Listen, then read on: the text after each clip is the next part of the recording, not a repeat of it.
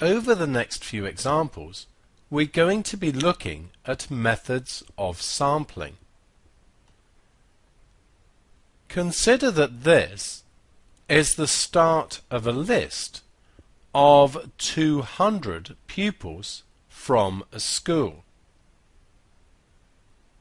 We're doing a questionnaire and we want to ask 10% of the pupils a question.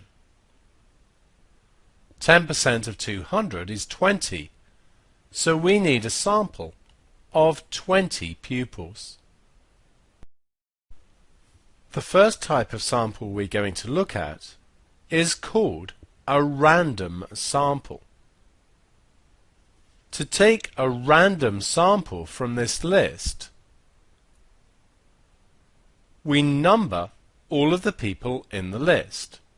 So we're starting to number this list here. And of course there are 200 pupils, so our numbers go from 1 to 200.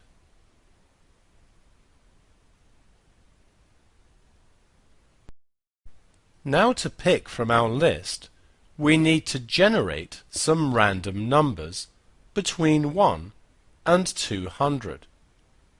There are various ways we can do this. Most modern calculators have the ability to generate random numbers. Spreadsheets most certainly do.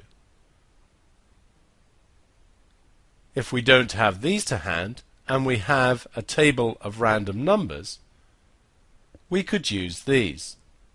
Most statistical tables used by A-level pupils include tables of random numbers. Let's suppose we get the following random numbers: 42, 5, 143, 58, 42, 12, and so on. We find the pupil who's number 42 and include him in the sample.